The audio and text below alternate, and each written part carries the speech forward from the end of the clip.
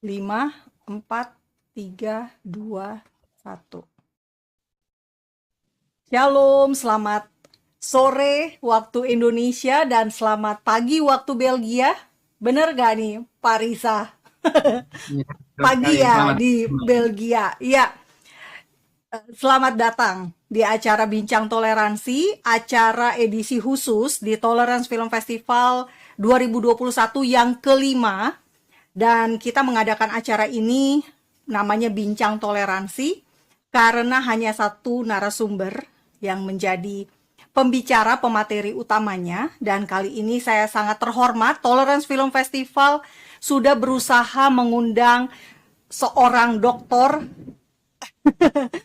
Ayang, maaf ini ada anjing saya, Ayang Utrisa Yakin sejak tahun 2016 saat Tolerance Film Festival pertama kali diadakan.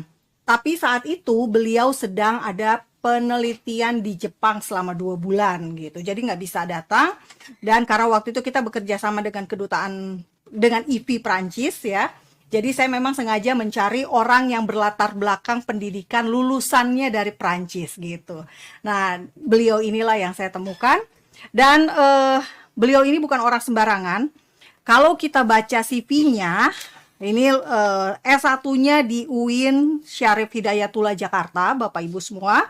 Dan pernah kuliah juga di Al-Azhar Kairo.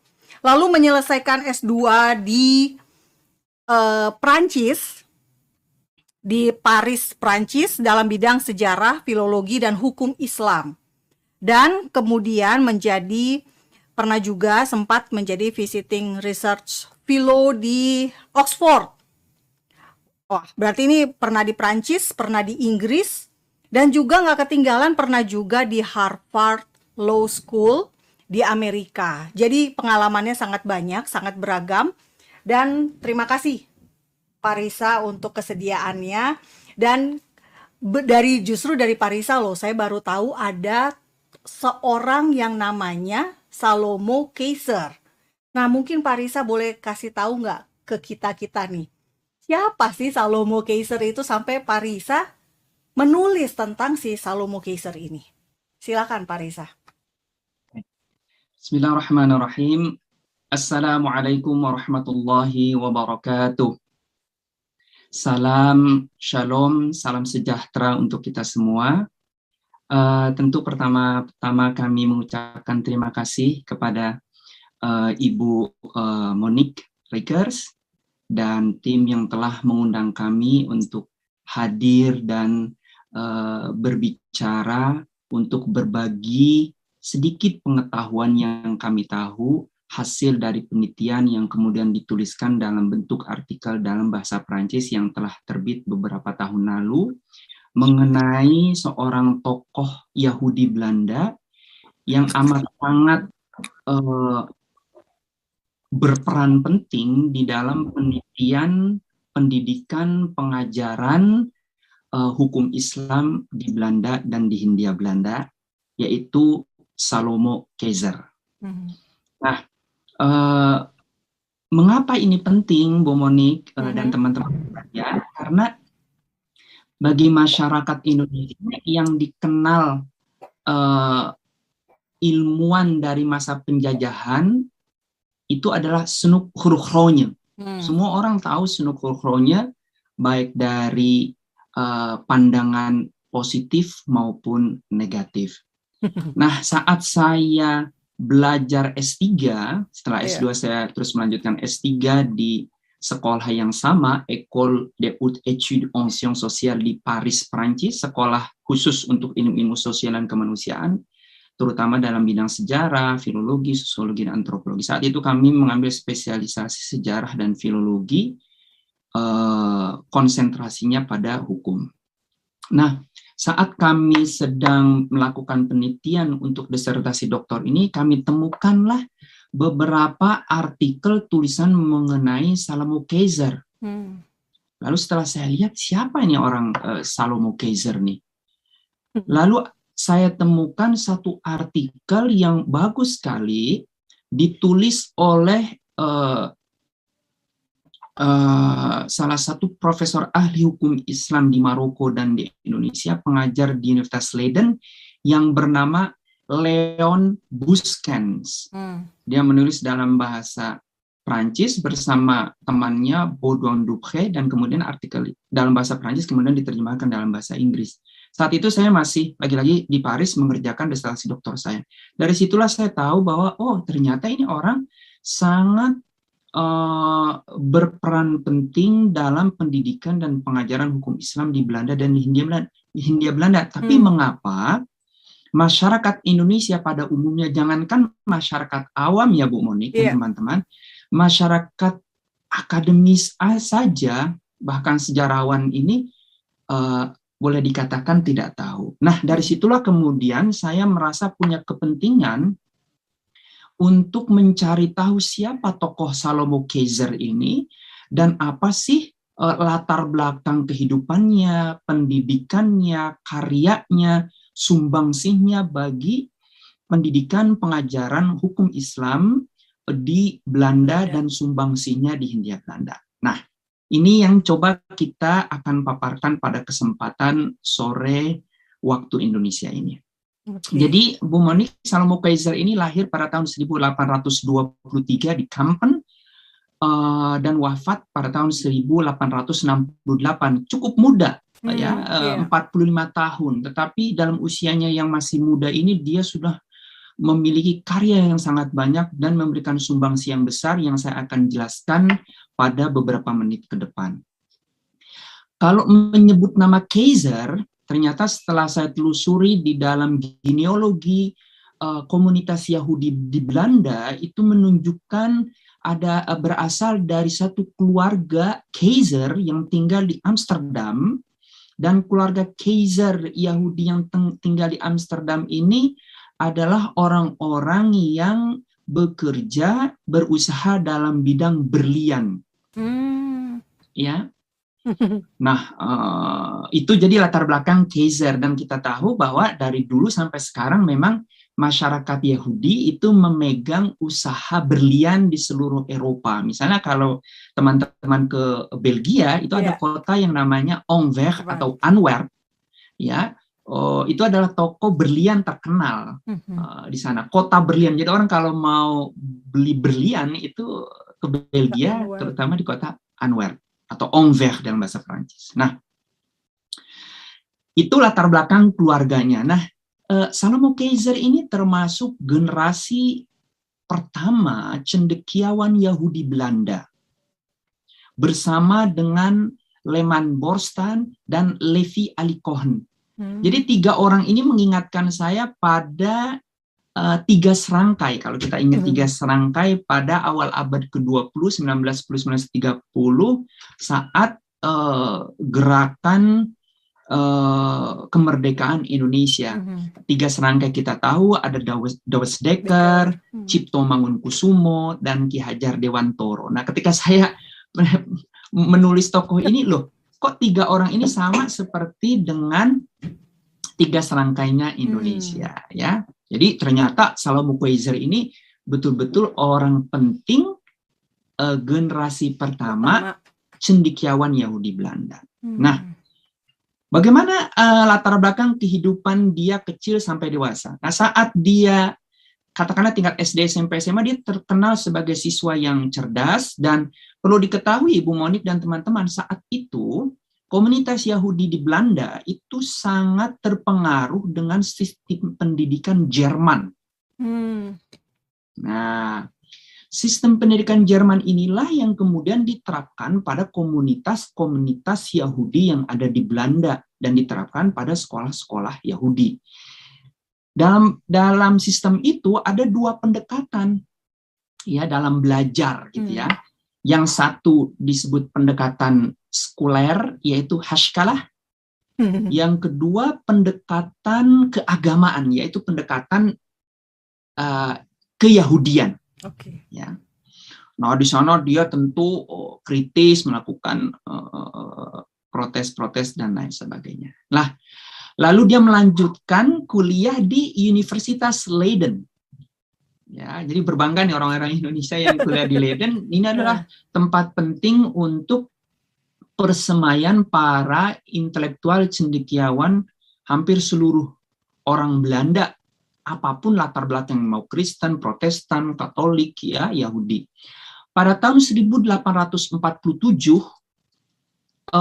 Salomo Kaiser berhasil meraih gelar doktor, dan dia menulis mengenai perwalian dalam hukum Talmud. Ya, jadi memang ternyata Salomo Kaiser ini karir awalnya adalah sebagai ahli hukum Talmud, hukum Yahudi. Jadi kajian-kajian keyahudian. Tetapi Mbak Monik dan teman-teman, yang menariknya adalah dalam proses perjalanan intelektual Salomo Kaiser, itu justru dia bukan menjadi ahli dan melanjutkan kajian keyahudian, walaupun dia berhasil menerbitkan beberapa karya mengenai studi keyahudian. Tapi dia malah tertarik kemudian belajar bahasa Jawa dan bahasa Melayu. Artinya bahasa Indonesia dan Malaysia. Ini menurut saya menarik sekali. Pertanyaan kita, mengapa Salomo Kaiser mengawali karirnya sebagai sarjana keyahudian, tapi kok jadi melenceng, terdampar dalam kajian Jawa dan Melayu. Nah, ini perlu saya jelaskan nih Mbak Monik dan teman-teman, karena ternyata memang di Belanda, kita harus ingat, kita ini kan pada masa penjajahan. Dulu belum ada Indonesia, kita sebut Hindia Belanda. Kita Nusantara Hindia Belanda dijajah oleh Belanda, karena itu kajian mengenai apapun yang terkait dengan Hindia Belanda itu digandrungi saat itu. Kenapa? Karena semua orang harus tahu. Karena semua orang punya kepentingan dengan Nusantara atau Hindia Belanda ini. Nah, saya pikir dengan latar belakang akademisi Belanda yang hampir semuanya berfokus pada kajian Hindia Belanda, maka Salomo Kaiser ini boleh dikatakan terpengaruh. Akhirnya dia belajar bahasa bahasa Jawa dan bahasa Melayu. Yang menariknya, kemudian dia menjadi ahli. Bayangkan, jadi ahli profesor bahasa Jawa dan bahasa Melayu. Pertama, dia belajar dan mengajar bersama gurunya yang bernama Profesor Taco Rorda. Nah, bagi para sejarawan dan ahli bahasa Jawa, nama yang saya sebutkan tadi itu sangat tidak asing. Namanya biasanya disingkat T. Rorda. Beliau ini orang Belanda, ahli bahasa Jawa yang telah banyak menerbitkan karya-karya mengenai kajian kejawaan, termasuk salah satunya adalah Kamus Bahasa Jawa. Kemudian juga dia belajar dan bekerja di bawah pimpinan namanya C.F. Winter. Nah, lagi-lagi bagi sejarawan dan ahli Jawa ini pasti tahu Winter. Winter itu, Pak Winter ini menerbitkan salah satu yang terkenal adalah Kamus Bahasa Jawa Kawi, Bu Monik. Ini kamus-kamus Rorda, Winter, dan karya sarjana Belanda ahli Jawa lainnya itu menemani saya selama 5 tahun saat menulis disertasi doktor saya, karena kajian saya adalah manuskrip berbahasa Jawa dalam aksara Pegon dan aksara Jawa. Jadi menarik sekali nih mengetahui Salomo Kaiser, menarik saya untuk mengetahui sarjana-sarjana bahasa Jawa lain yang terkait dengan Salomo Kaiser. Gitu. Kemudian pada karirnya ini bukan, kalau bahasa anak milenial sekarang, Bu Monik, karirnya Salomo Kaiser ini bukan karir kaleng-kaleng. Kenapa? Karena dia setelah dia belajar kemudian dekat dengan Rorda dan Winter, dia menulis, mengedit, menyunting Kamus Bahasa Jawa. Bayangkan, volume kedua. Nama bukunya Zamanspraken over Saloka, Paribans, Wangsan, and over Zaman, kalau tidak salah. Ya. Nah, Karena keahlian Salomo Keizer dalam bahasa Jawa ini, akhirnya pada tahun 1859, Universitas Leiden ini mengangkat Keizer sebagai profesor dalam kajian bahasa dan susastra Jawa. Di samping nanti dia juga diangkat menjadi dosen profesor dalam bidang kajian-kajian Islam. Ya. Nah, pada proses perjalanannya, karena Jawa tidak bisa dipisahkan dari Melayu kan, karena di Nusantara ini selain Pulau Jawa memang yang memainkan peranan penting dari dulu ya, harus menguasai Jawa. Jadi sarjana-sarjana Belanda yang mau mengetahui negara jajahannya Indonesia hingga Belanda itu harus bisa minimal 2 bahasa, Bu Moni, bahasa Jawa dan bahasa Melayu. Nah, dengan demikian Roorda pun, Keizer pun menjadi ahli bahasa Melayu. Nah, pada kemudian dia juga dijadikan sebagai profesor bukan saja bahasa dan sastra Jawa, tetapi juga bahasa sastra Melayu dan kajian keislaman, terutama hukum Islam. Ya, kok bisa saat Keizer yang tidak punya latar belakang pendidikan dalam tanda kutip hukum Islam, kajian ke-Islam, kok bisa menjadi profesor hukum Islam? Pertama yang harus kita pahami bahwa hukum Talmud atau hukum Yahudi ini sangat dekat sekali dengan hukum Islam. Sangat dekat sekali. Jadi tentu bagi seseorang yang belajar entah itu hukum Islam atau hukum Yahudi, Talmud, itu ketika belajar salah satunya itu lebih mudah karena memang dalam sejarahnya hukum-hukum Yahudi ini banyak mempengaruhi pembentukan hukum Islam. Tapi ini bukan tempatnya untuk membahas dan mengkaji itu. Nah, jadi dia sekarang kita tahu jadi profesor bahasa Jawa, Melayu, dan hukum Islam. Dalam prosesnya, dia pada tahun 1860 menjadi anggota komisi KUHP Belanda yang akan sebagian diterapkan untuk di Hindia Belanda. Yang kedua, dia juga menjadi anggota penerjemahan Al-Quran dari bahasa Arab, tentunya bahasa Arab, ke bahasa Belanda. Lalu pada tahun 1864, Keizer ini menjadi direktur Akademi Kerajaan di Delft. Jadi ini sangat penting loh, Mbak Moni. Ini posisi sangat penting, ya, posisi sangat penting. Tapi tentu sebelum menjadi direktur ini dia menjadi wakil direktur seorang ahli hukum Islam. Nah, bagi para pengkaji hukum Islam, nama ini juga tidak asing. Namanya Bapak Profesor Albert Mersing.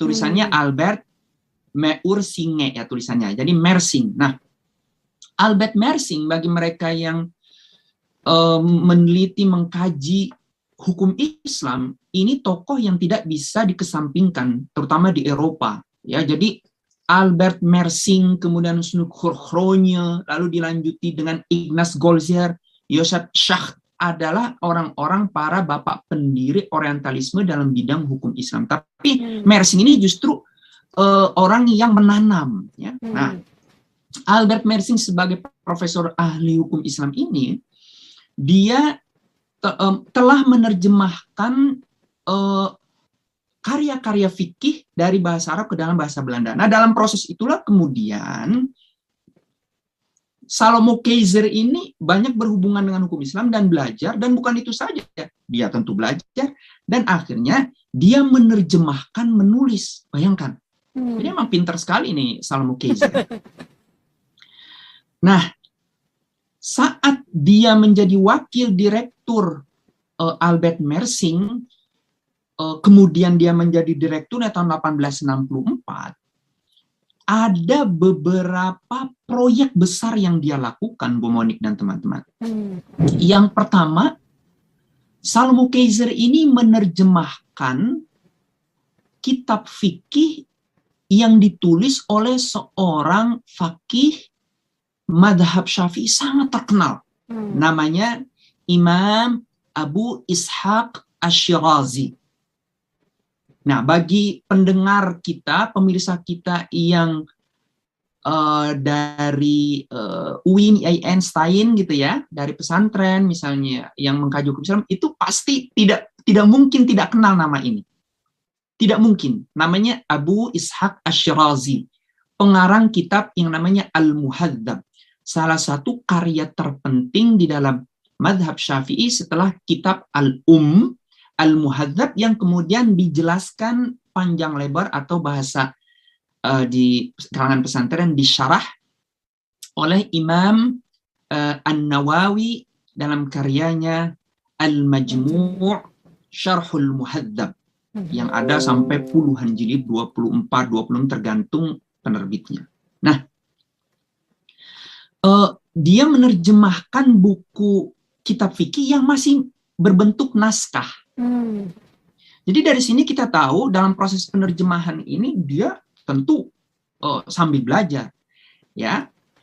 Dan ini kitab ini sangat berperan penting nanti dalam pendidikan pengajaran di Belanda dan di Hindia Belanda. Nanti saya akan jelaskan di menit berikut. Yang kedua,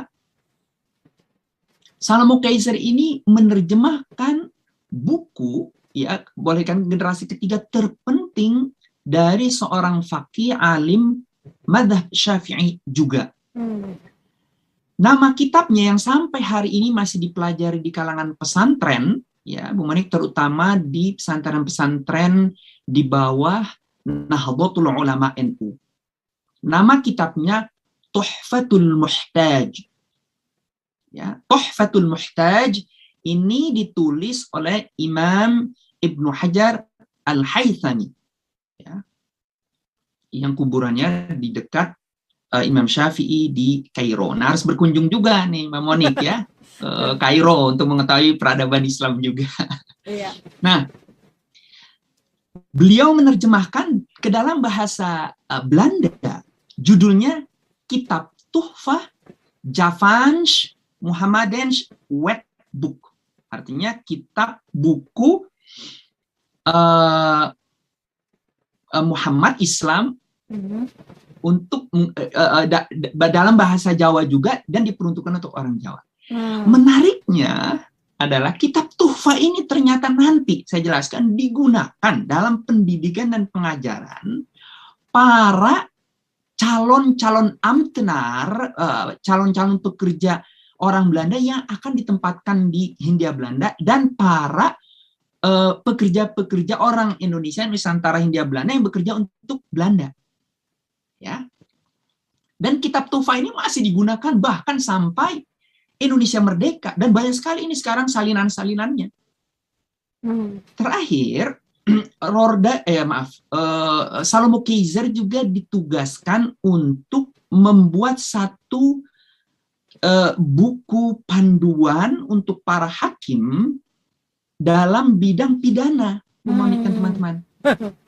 Akhirnya juga Kaiser ini menerjemahkan lagi-lagi dari kitab Tuhfatul Muhtaj, tapi bagian jinayahnya saja, kemudian diterbitkan.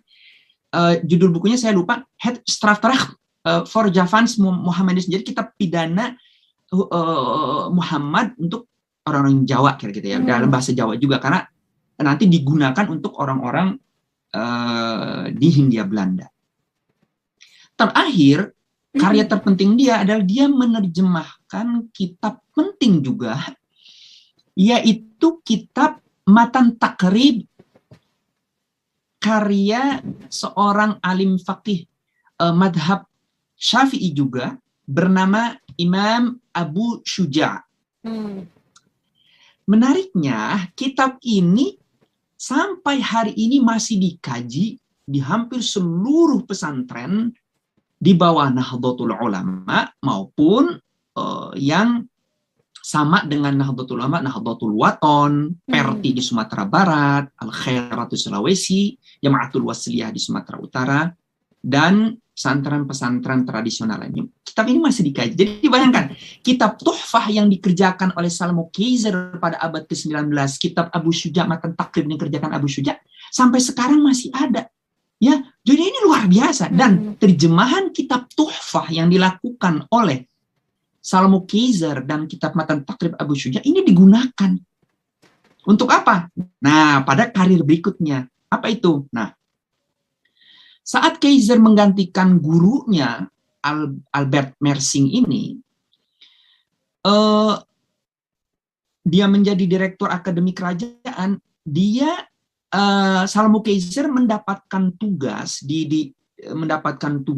dari pemerintah Belanda untuk membentuk satu lembaga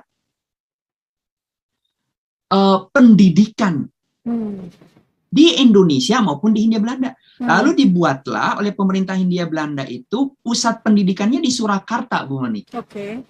Di Surakarta pada tahun 1835.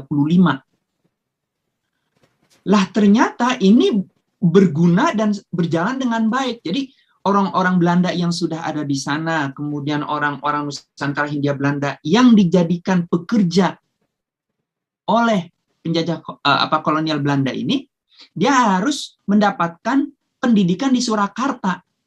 Menariknya, mereka mendapatkan pendidikan hukum Islam.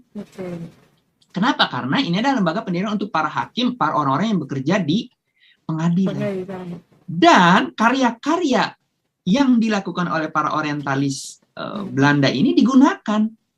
Ya. Nah, nanti lebih jelas lagi ketika pemerintah Belanda mendirikan lembaga yang sama pada tahun 1842.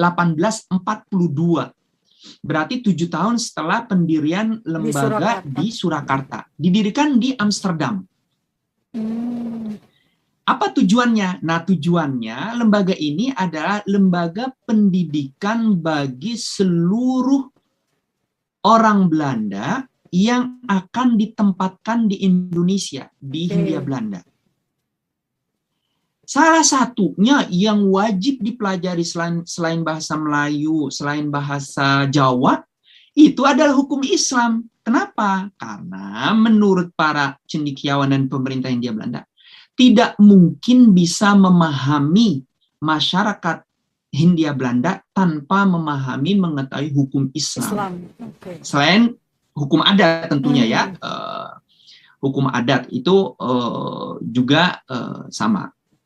Akhirnya, menariknya, di Surakarta dan di Amsterdam, karya-karya terjemahan Salomo Kaiser menjadi rujukan utama bagi pendidikan hakim di Amsterdam dan di Surakarta. Dan mereka yang akan bekerja sebagai pegawai negeri dalam tanda kutip, baik itu orang Belanda maupun orang Indonesia. Jadi dari sini kita lihat ya betapa jasa dan sumbangsi Salomo Kaiser besar loh. Iya. Besar sekali nih. Kitab Tuhfah yang terjemahan oleh dia dan kitab Takrib selain kitab Abu Ishaq Ash-Shirazi.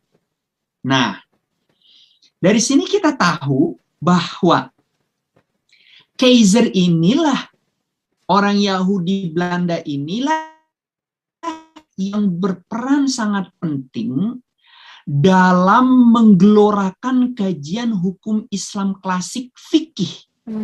Gitu loh.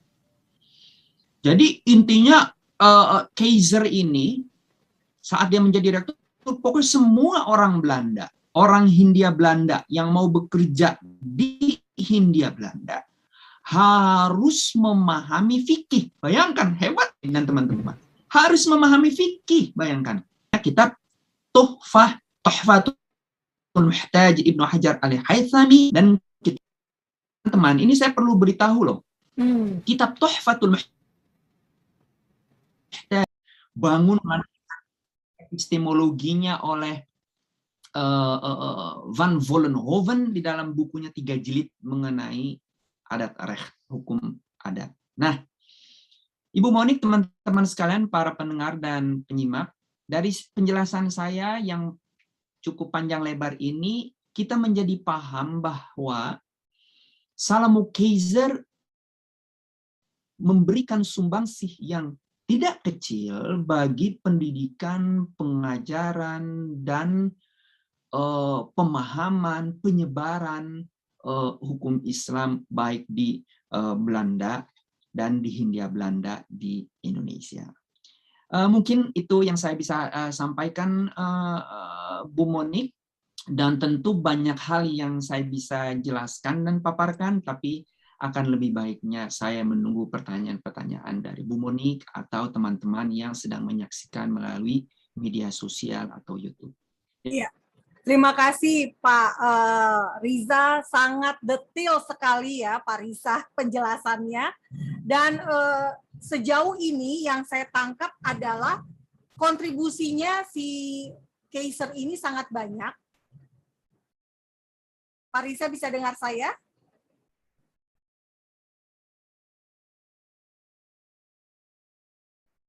Ya, jadi kontribusi dari Kaiser ini sangat banyak. Para pegawai di Hindia Belanda.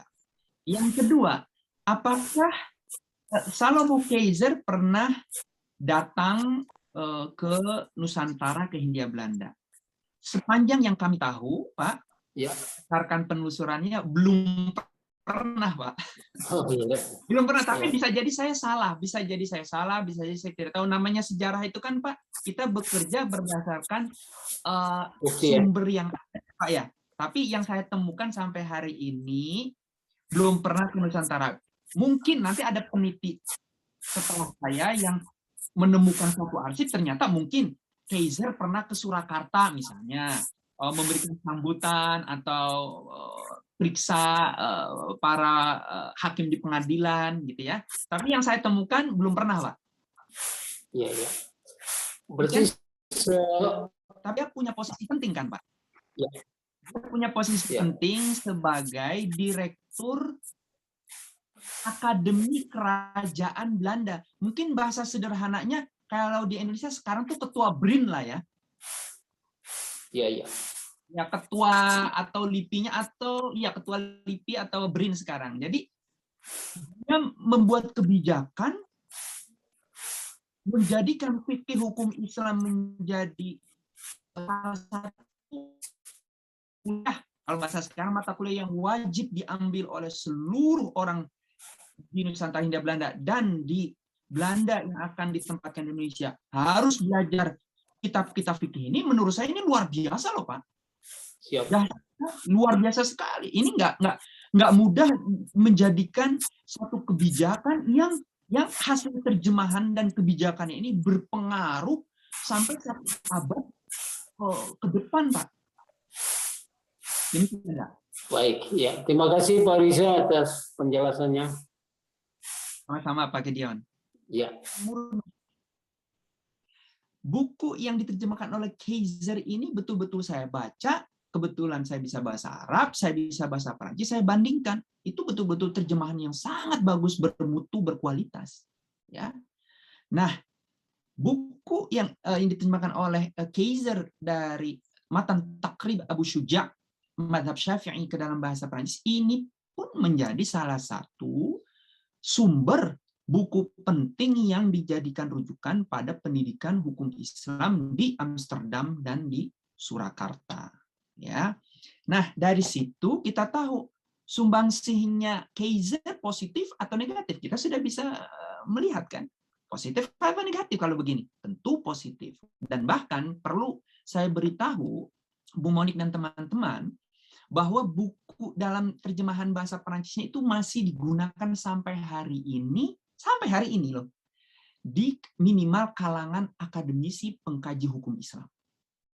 Misalnya untuk mengetahui membaca kitab Matan Takrib, tapi kita mau tahu nih terjemahannya dalam bahasa Eropa, itu buku ini masih digunakan. Saya sendiri menggunakan merujuk saat menulis disertasi maupun saat menulis tesis S2 maupun disertasi doktor S3.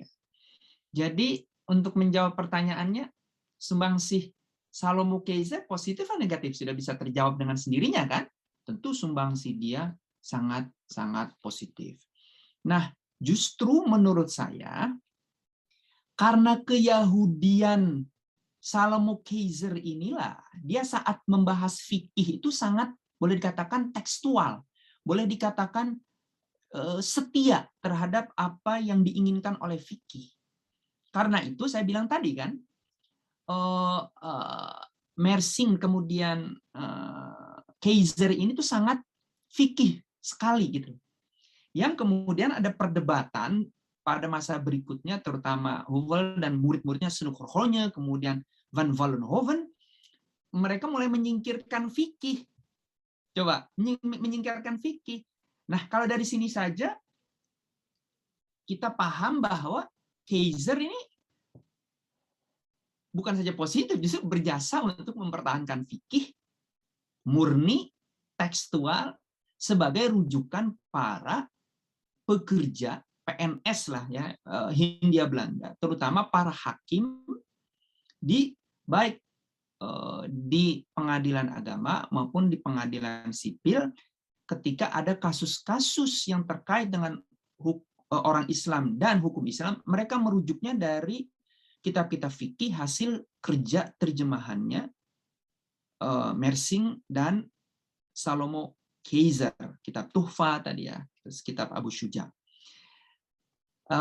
Jadi apakah positif atau negatif kalau begitu? Tentu positif. Demikian Bu Moni.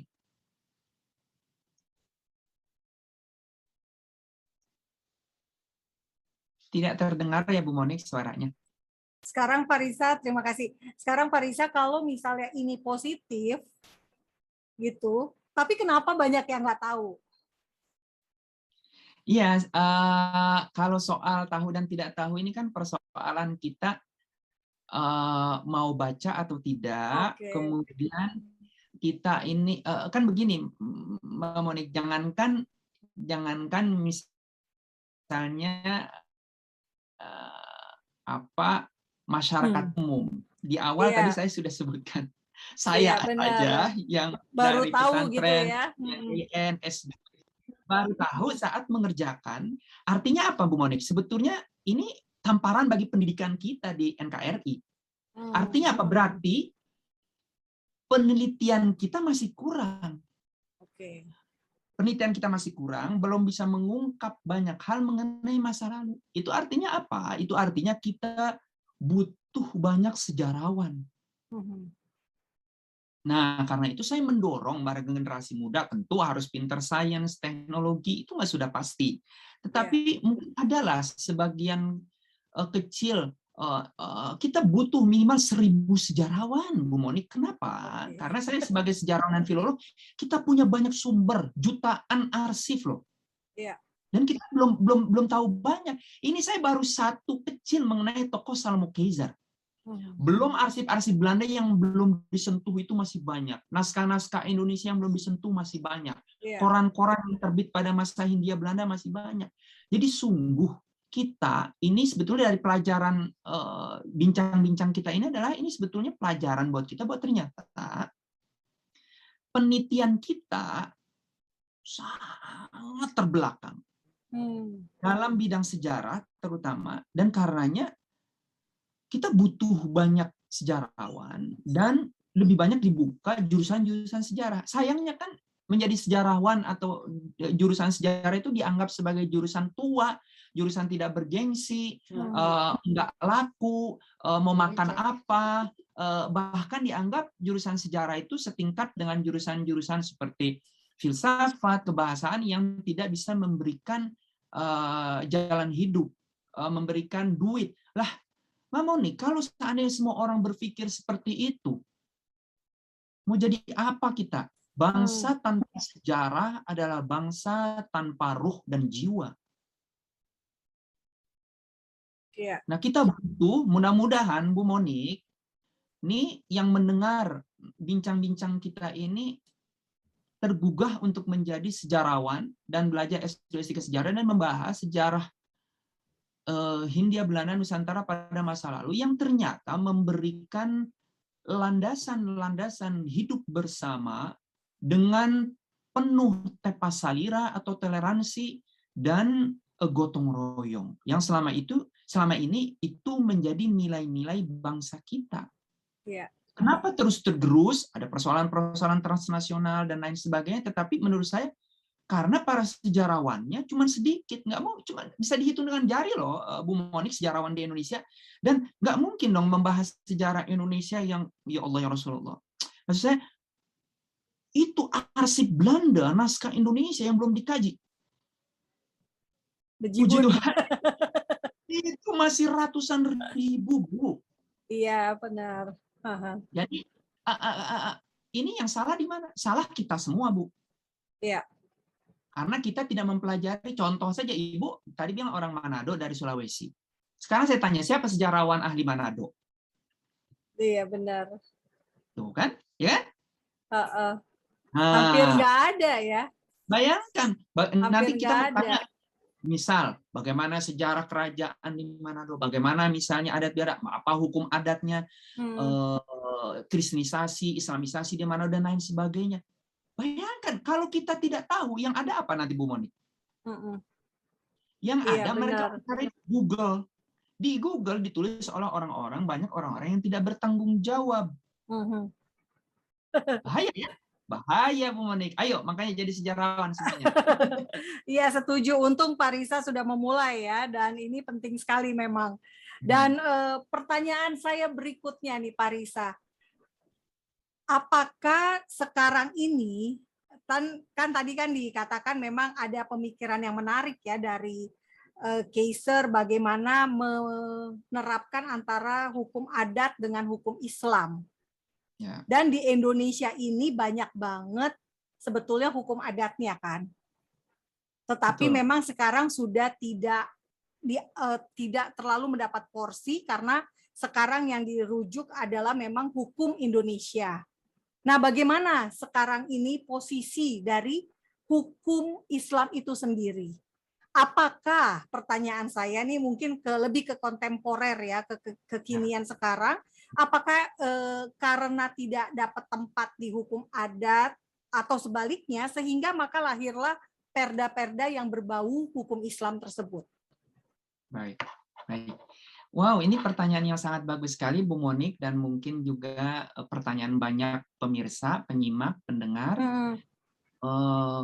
Sangat-sangat bagus sekali pertanyaan ini. Jadi begini, Bu Monik.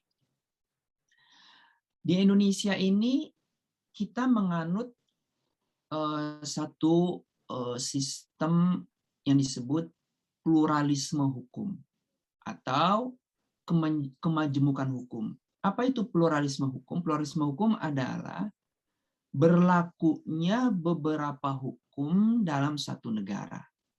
Nah, kita ini di Indonesia ini salah satu di antara sedikit negara di dunia yang menganut sistem pluralisme hukum ini.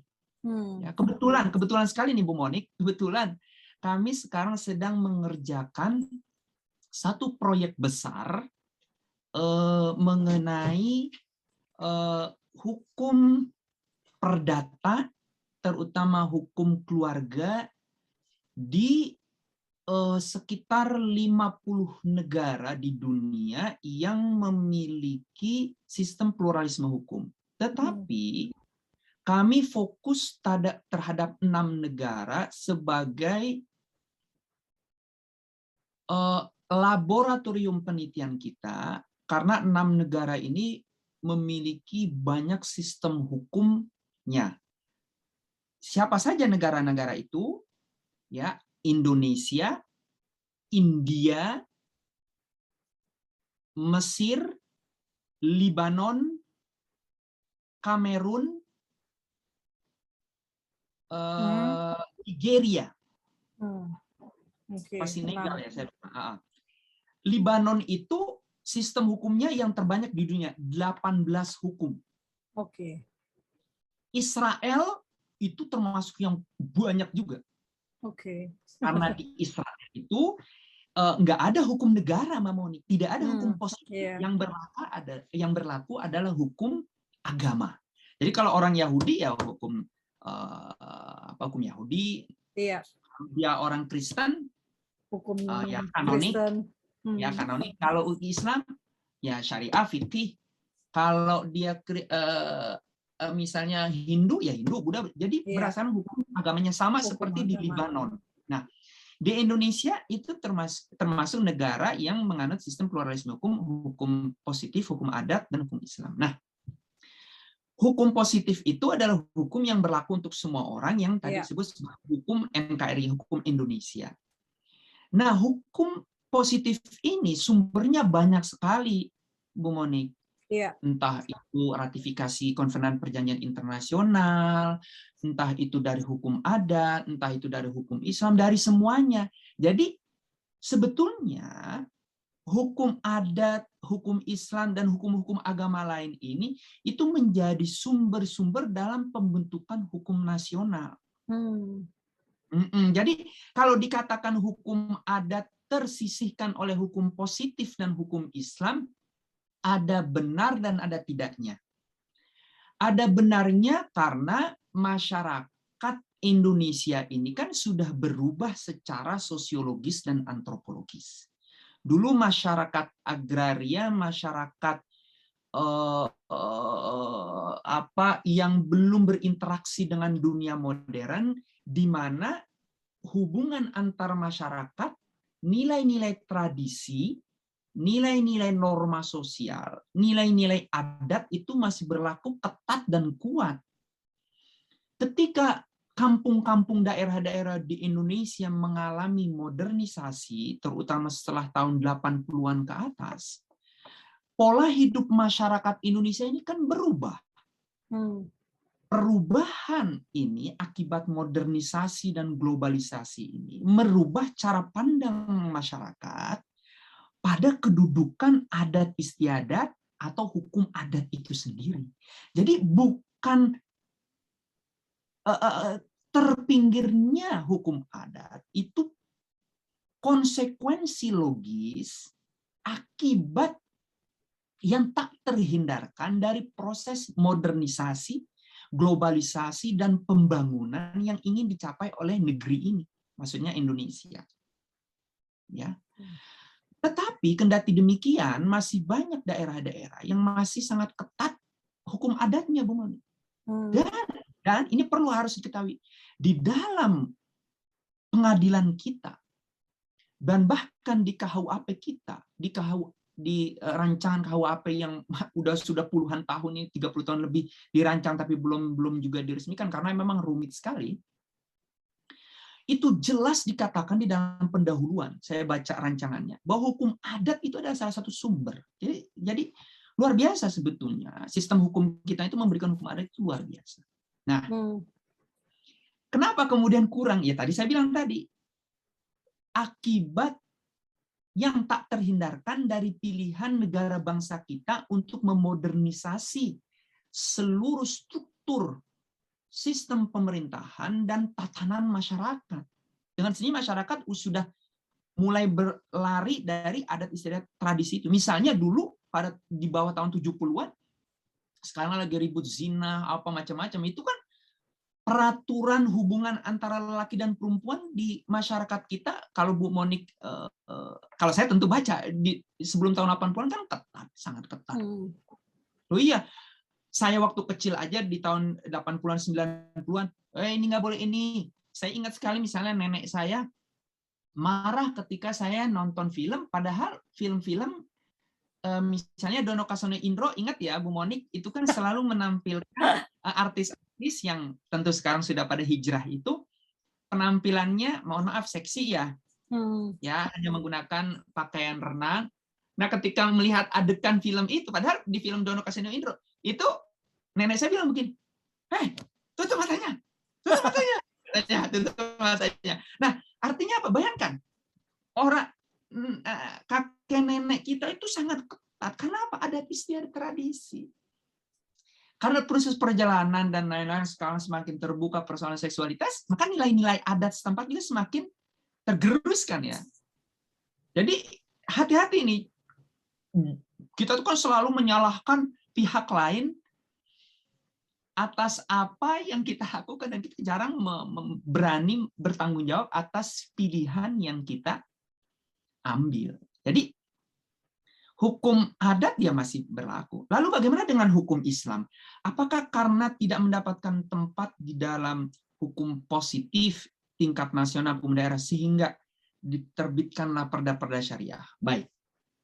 Pertama begini. Secara struktur hukum ya, perda itu tidak termasuk di dalam eh, tidak termasuk di dalam bingkai hukum nasional yang ya perda itu tingkat yang sangat rendah hanya berlaku entah itu di provinsi atau di daerah. Dan jika perda tingkat provinsi maupun daerah bertentangan dengan undang-undang dasar dan undang-undang yang terkait dengan perda itu, maka bukan saja sangat bisa dibatalkan. Jadi kenapa ada perda-perda syariah? Apakah karena hukum Islam tidak terintegrasikan dalam hukum nasional? Ini perdebatan yang panjang dari awal kemerdekaan kita. Yeah. Ini cara berpikir yang keliru, Bu Moni. Semua di Indonesia itu sudah diatur berdasarkan hukum Islam, terutama tentu untuk masyarakat Muslim. Zakat ada undang-undangnya diatur. Infak sedekah ada aturannya. Haji umroh diatur. Asuransi perbankan syariah ekonomi Islam diatur. Pernikahan, perkawinan, perceraian, perwarisan dan lain sebagainya hukum keluarga diatur oleh undang-undang berdasarkan hukum Islam loh. Wakaf berdasarkan hukum Islam. Apalagi? Nah, biasanya orang jatuh ke kritiknya adalah hukum pidana, Bu Moni. Oke. Nah, ketika hukum pidana ini menjadi yang dianggap terus menjadi persoalan. Makanya ketika ada penerapan syariah apa yang dimaksud ini juga tidak jelas. Tapi setelah dilihat berdasarkan banyak penelitian tulisan, lagi-lagi mengenai hukum pidana. Kalau hukum perdata, hukum publik yang tidak ada kaitannya dengan pidana dalam arti hudud dan qisas dan diat itu nggak ada masalah kan? Misalnya tadi hukum keluarga, hukum perbankan, macam-macam itu nggak ada masalah. Tidak terlalu menimbulkan gejolak. Tapi kalau hukum pidana ini kan menjadi persoalan. Misalnya mereka ingin memasukkan sistem hudud, sistem qisas. Maksudnya apa itu sistem qisas, Bu Monik? Sistem qisas itu adalah orang yang membunuh dibunuh lagi, Bu. Iya. Ya, itu kan ada di hukum Yahudi juga gitu. Kemudian yang kalau dia melukai, dilukai lagi. Ya, loi de talion kalau di dalam hukum Yahudi. Nah, kalau si keluarga korban tidak menuntut qisas, boleh diat, yaitu diganti dengan uang. Itu pembunuhan. Yang lain namanya hudud, Bu Monik. Hudud itu adalah tindakan kriminal yang hukumannya telah ditentukan dalam Al-Quran dan As-Sunnah atau hadis. Nah, apa saja itu? Itu diantaranya perzinahan, minuman keras, pemberontakan, pencurian, maling, termasuk di dalamnya korupsi, dan lain sebagainya. Hal-hal inilah yang dituntut agar diterapkan hukum pidana Islam. Lah tentu ini kan kita hidup di dalam berbangsa bernegara yang majemuk. Kita punya 800 bahasa dari ratusan suku etnis di Indonesia dengan 6 agama resmi dan ratusan kepercayaan lokal. Tidak mungkin satu sistem hukum yang berasal dari satu agama diterapkan untuk seluruh penduduk, kan tidak mungkin. Ditambah lagi negara kita adalah negara Pancasila, yaitu negara yang demokratis tetapi beragama, tidak seperti di Eropa demokratis tapi sekuler, dalam arti persoalan agama tidak diatur oleh negara. Nah, karena itu juga tidak benar juga kalau dikatakan hukum pidana itu tidak diterapkan di Indonesia. Bagi para pelajar, peneliti, dosen, Ustadz Kiai yang paham mengenai hukum pidana ini sebetulnya, Bu Monik, melihat bahwa jika keadilan itu sudah tercapai, tidak perlu makanya diterapkan hukum pidana yang dinilai sebagai hukum pidana yang keras, tidak sesuai dengan ruh zaman. Misalnya begini, maksudnya apa? Sekarang itu ada teori di dalam usul filsafat hukum Islam namanya teori maqasid syariah. Maqasid syariah itu adalah tujuan hukum. Tujuan hukum itu apa sih? Misal, pencurian. Di dalam Al-Quran difirmankan as-sariqu was-sariqatu faqta'u aydiyahuma. Pencuri laki, pencuri perempuan dipotong tangannya.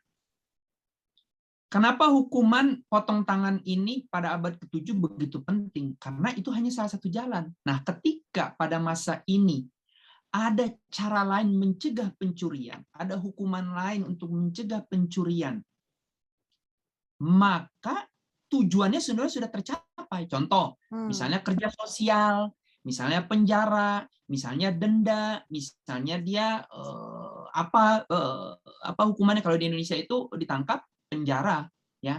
Nah, kalau dengan penjara atau denda atau kerja sosial itu sudah bisa menurunkan angka tingkat pencurian, perampokan, maling dan sebagainya, maka tidak dibutuhkan lagi potong tangan. Gitu loh.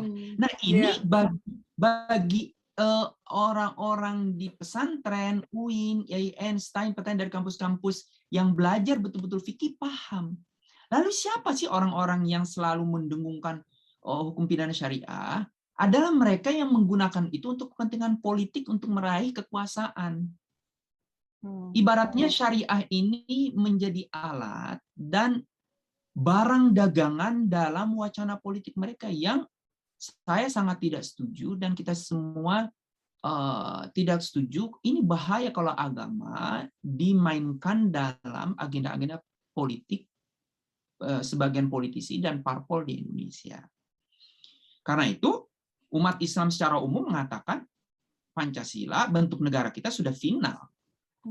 Gitu loh, sudah final. Ya, yang ribut-ribut ini kan itu saja. Kaum minoritas yang berisik, yang didukung oleh para politisi yang menurut saya memanipulasi agama untuk kepentingan pemilu atau pilpres. Dan ini lagi-lagi kembali ke mutu pendidikan kita. Nah, masyarakat kita harus terdidik, harus tahu mana yang benar-benar agama, mana yang benar-benar hanya tujuan politik, atau mana yang benar-benar kesannya agama, kesannya tidak berpolitik, padahal di belakang dia berpolitik. Nah, ini kayaknya Pak Risa cocok. Pak Hmm. Risa, maaf saya keburu ingat sebelum lupa. Pak Risa Iya. kayaknya cocok jadi ini nih untuk Ketua Umum PBNU yang baru nih. Waduh, ngeri amat ini. Waduh, jangan. Wacana ini harus Jadi kita endorse ya, kita endorse Saya dukung, Pak saya Risa dukung. untuk menjadi Ketua Umum ya kan PBNU yang baru. Tolong Aduh. Bapak-bapak NU yang saya hormati dipertimbangkan usulan dari minoritas ini. Ya, saya dukung juga, saya dukung. Iya. Karena ya kita perlu yang muda-muda loh. Ini penting banget ini. Dan kita support lah Pak Risa ya di mungkin kalau nggak tahun ini ya di next periode gitu ya Pak Risa. Iya dong, masa PBNU lah. apa Menteri Hukum dan HAM itu juga bagus. Menteri Pendidikan aja lah. Menteri Pendidikan aja. Ya. Wah, Menteri Pendidikan. Nggak bercanda lah, boleh. Ya, Iya nih. Siapa lah kita ini siapa sih? Itu ya. Iya, ini penting juga Pak Risa karena kan kita ini ingin membangun Indonesia yang lebih baik dan tentu saja kita butuh menteri-menteri yang berkualitas kan. Benar nggak? Dan layak lah Pak Risa ini ukurannya. Nah, saya tidak ingin menghabiskan banyak waktunya Pak Risa, gitu ya. Saya bersyukur Pak Risa sudah mau ngomong, sudah mau membagikan tentang satu hasil penelitiannya Pak Risa, gitu ya. Karena masih banyak sekali yang perlu kita pelajari, tapi ini sedikit-sedikit dulu lah kita kasih tahu, gitu ya, ke pendengar, ke penonton kami selama ini. Dan satu pertanyaan terakhir nih Pak Risa. Kan ini peringatan toleransi, Hari Toleransi Sedunia tanggal 16 November. Saya berharap ini peringatan acara Tolerance Film Festival 2021 ini yang terakhir sebetulnya. Karena kita udah toleran, udah nggak perlu lagi ada acara-acara begini gitu ya. Saya maunya begitu. Tapi menurut Pak Risa sendiri, di Indonesia ini kita kurang tolerannya kenapa sih Pak Risa? Apa sih masalahnya secara Pak Risa ini orang hukum, orang sejarah juga, paham ya. Apa sih yang menyebabkan kita ini kok katanya kita bangsa yang ramah, gotong royong, Pancasilais, Bhinneka Tunggal Ika, tapi kok intoleransi tetap ada ya Pak Risa, bahkan makin menjadi-jadi nih. Wow, ini tentu pertanyaannya sangat bagus sekali dan ini bisa dijawab pada satu sesi tersendiri. Tetapi secara singkat bahwa begini Bu Monik dan teman-teman sekalian. Kalau kita ingat, sebetulnya di masyarakat bawah atau di kampung-kampung, di RT RW kita, praktis itu sebelum adanya huru hara politik ini, itu sebetulnya kan adem-adem saja ya Bu Monik ya. Nggak ada masalah. Maksudnya nggak ada masalah tuh tentu di mana-mana ada masalah, di Eropa pun ada masalah. Tapi Benar. hidup bergotong royong, hidup pasalira itu menjadi ruh dan pilar bangsa Indonesia. Menurut saya mengapa pilar Tepasalira, gotong royong, demokratis, musyawarah ini tergerus di 10 tahun belakangan ini, karena menurut saya elit-elit politik kita, terutama elit-elit politik ini ya, sudah tidak lagi memikirkan kepentingan bangsa, negara, rakyat, masyarakat secara luas, tetapi hanya mementingkan partai politik, kelompoknya, golongannya, siapapun dia, siapapun itu. Sehingga untuk meraih massa, masing-masing kelompok menggunakan isu-isu yang bisa menarik suara. Dan beberapa parpol kita, ada yang menggunakan nasionalisme, ada yang menggunakan agama sebagai, tadi saya bilang, jualan barang dagangan politiknya.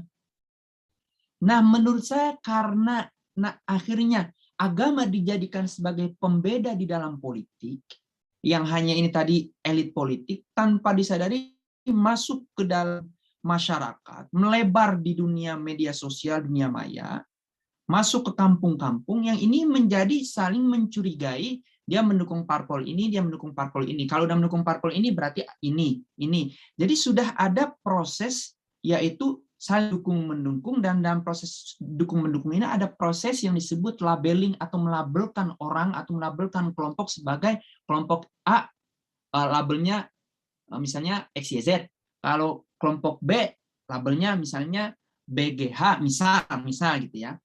Nah, dari sini kemudian menjadikan masyarakat kita ini sedikit demi sedikit tapi pasti mulai adanya pemisahan, perpisahan atau segregasi.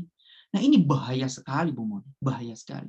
Karena itu sikap intoleransi, sikap nirtepasalira ini harus dilawan bersama oleh pemerintah, negara bangsa, alat-alat negara seperti Polri dan TNI, dan semua elemen masyarakat sipil di Indonesia. Nah, ini harus disadari para politisi. Sedihnya karena perbedaan politik ini yang pada satu pilkada, satu pilpres pemilu ini semakin membesarkan jurang tadi itu. Iya.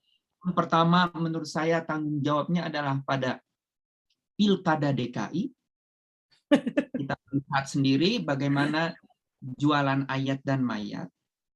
Yang kedua adalah pada pilpres pemilu periode kedua Pak Jokowi, di mana juga lagi agama dijadikan sebagai jualan barang politik oleh beberapa orsospol dan ormas. Nah, kalau tidak merubah ini bahaya. Nah, karena itu masyarakat sipil Indonesia harus kuat melawan ujaran-ujaran kebencian dan ujaran nirtepasalira. Banyak sekali umat Islam yang diam ini, yang mendukung negara bangsa ini, demokratis, humanis, tepasalira, tapi kalah oleh minoritas yang berisik. Baik di dunia maya maupun di dunia nyata. Contoh baru aja sekarang ini persoalan Permendikbud nomor 30 tahun 21, ya kan? Iya. Coba deh. Pemainnya coba bisa dianalisis. Lihat kan? Ya kan? Pasti itu lagi gitu ya. Itu lagi. Dengan labelingnya itu kan jahat sekali. Mereka yang pro Permendikbud berarti pro perzinahan. Iya. Ini jahat sekali. Iya. Dia menganggap non-Muslim atau Muslim yang mendukung itu berarti pokoknya bebas dan benar. binatang begitu loh. Itu kan cara pikir, cara pandang yang sangat sempit, yang semata-mata sebetulnya saya sebagai peneliti, saya jujur saya hanya tertawa. Kenapa?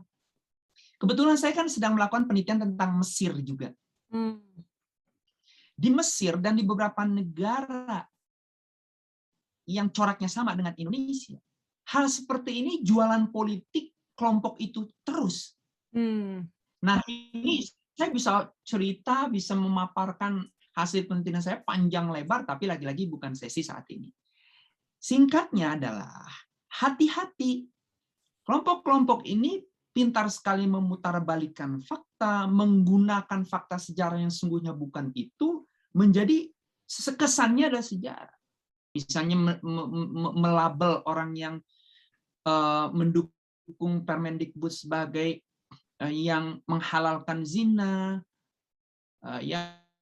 kemudian yang menolak itu adalah Islam sejati. Loh, kita jadi Islam apa nih yang mendukung? Islam sejati gitu. Kemudian masuk neraka. Jadi seakan-akan kelompok-kelompok itu mereka memegang kunci surga, kebenaran tersendiri. Tapi ketika kita balikin, kan mereka akan balikin lagi. Jadi susah. Nah, ini jadi kan persoalannya ada politik. Nah, kalau udah berbicara politik, maka kalangan nasionalis, umat Islam mayoritas yang sangat moderat, humanis, toleran, demokratis ini harus berjuang bersama melawan ujaran-ujaran kebencian dan sikap-sikap yang nirtipasalira itu. Kalau diam saja masyarakat Indonesia yang umum itu, yang humanis, tepasalira, demokratis, habis. Inilah yang akan memperburuk citra Indonesia, bukan saja di Asia Tenggara, tapi di dunia pada umumnya. Padahal sebagai penutup, di dunia Islam, di Eropa, di seluruh dunia, Indonesia itu menjadi contoh par excellence, contoh terbaik dari satu negara mayoritas Muslim yang demokratis, yang humanis, yang tepasalira, dan lain sebagainya.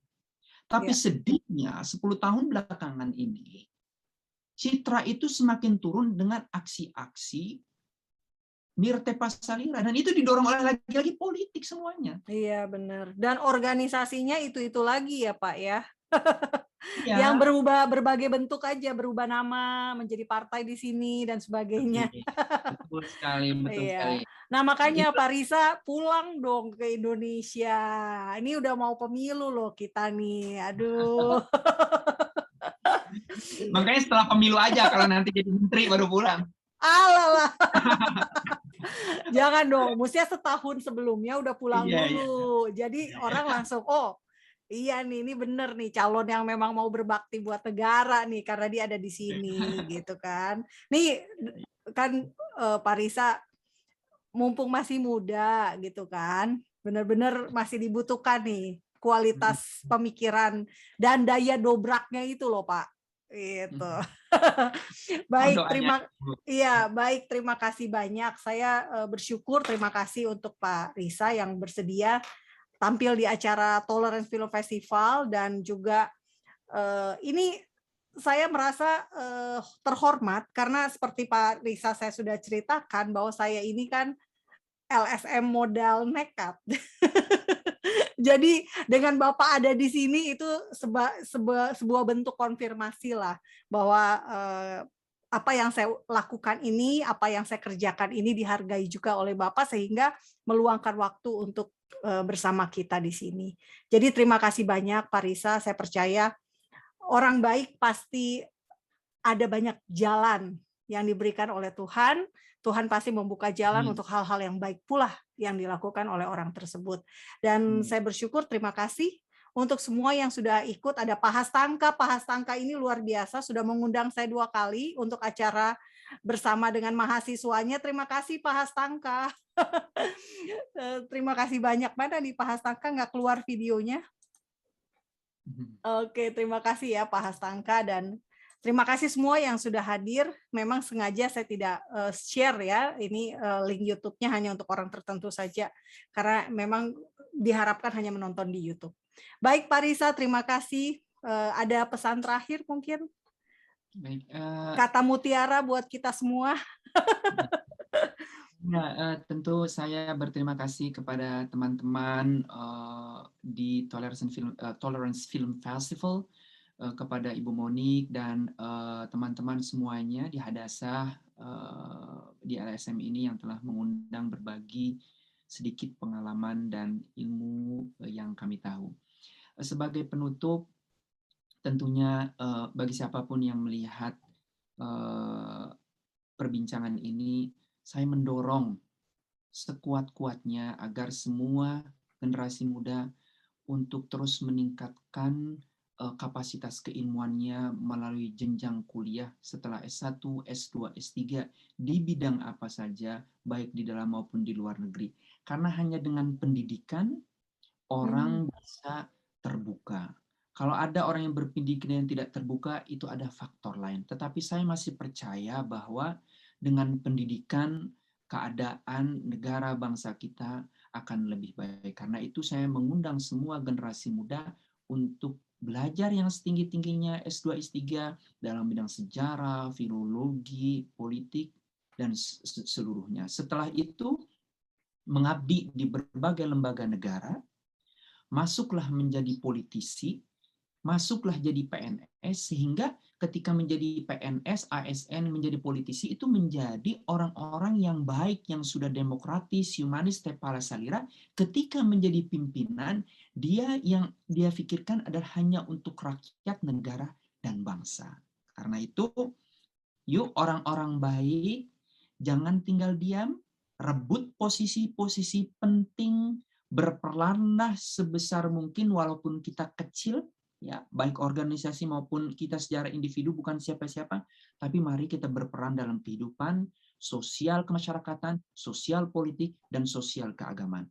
Kalau kita orang waras, berpendidikan, berjiwa demokratis, humanis, tepal salira, diam, saya khawatir 50 tahun yang akan datang, jangan-jangan negeri kita keadaannya semakin tidak baik-baik saja. Demikian Ibu Monik dan teman-teman sekalian, terima kasih atas waktu. Saya yang terima kasih. Selamat siang Pak Riza. Selamat malam buat yang di Indonesia. Semoga toleransi semakin hadir. Kita merayakan perbedaan, bukan justru kita memusuhi perbedaan. Salam damai Bapak Ibu. Dadah.